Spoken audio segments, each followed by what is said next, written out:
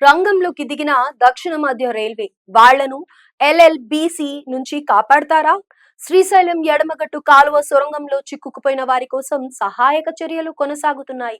మొత్తం 8 మంది ఉద్యోగులను సురక్షితంగా బయటికి తీసుకుని రావడానికి గత 6 రోజులుగా నిరంతరాయం శ్రమిస్తున్నారు నిపుణులు. సంఘటనా స్థలానికి చేరుకోవడానికి అత్యాధునిక సాంకేతిక పరిజ్ఞానాన్ని వినియోగిస్తున్నారు.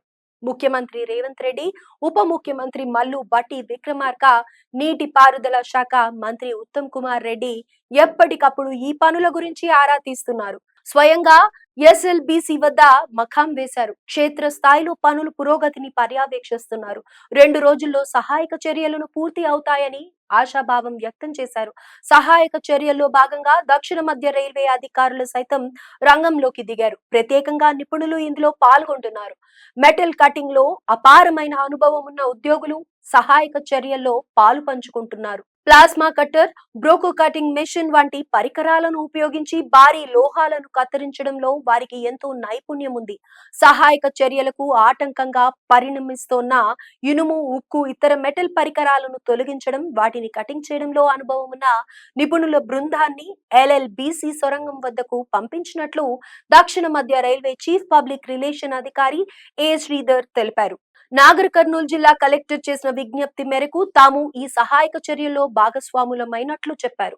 మొత్తం 2 టీంలు రంగంలోకి దిగాయి. ఇందులో ఒక టీంకు దక్షిణ మధ్య railway divisional mechanical engineer S Murali సారథ్యాన్ని వహిస్తున్నారు. ఇందులో ఒక సీనియర్ ఇంజనీర్, 13 మంది వెల్డర్లు, 2 టెక్నీషియన్లు ఉన్నారు. వీరందరూ కూడా సికింద్రాబాద్, లాలాగూడ, రాయనపాడు వర్క్ షాప్లకు చెందిన ఉద్యోగులు.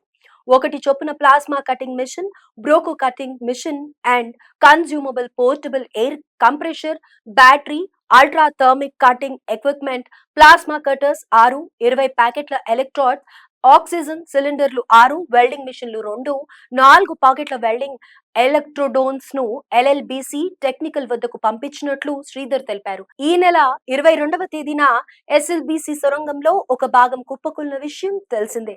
8 మంది సిబ్బంది అందులో చిక్కుకుపోయారు. వారిని జార్ఖండ్ కు చెందిన మనోజ్ కుమార్, శ్రీనివాస్, సన్నీ సింగ్,